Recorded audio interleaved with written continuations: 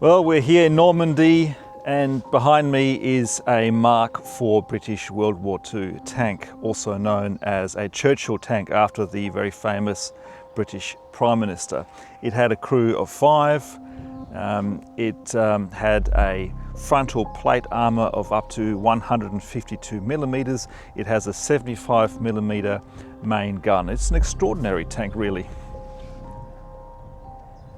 When we think of tanks of World War II, the first few tanks that we think of are the Panther tank, the Tiger tank of the Germans. You don't tend to think of the British, but the Churchill tank was actually a pretty good tank.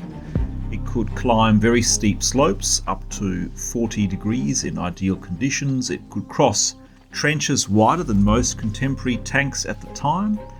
It had an extremely long set of tracks running almost the full hull length, almost reminiscent of tanks of World War I.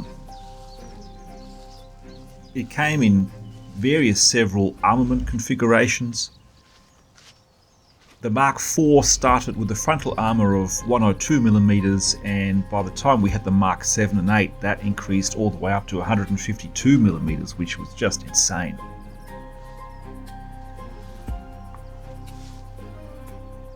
Many of the Mark IVs were converted into the absolutely terrifying Churchill Crocodile variant, or the flamethrower tank.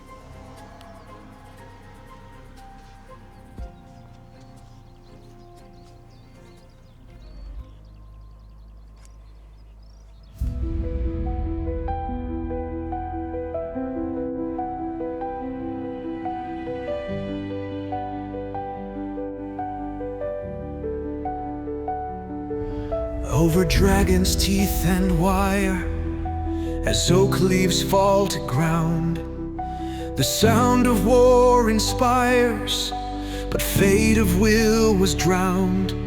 The left undermines the value of truth so dearly lost. No sacrifice remembered by the heroes he did cross. A hero is born through ashes of war.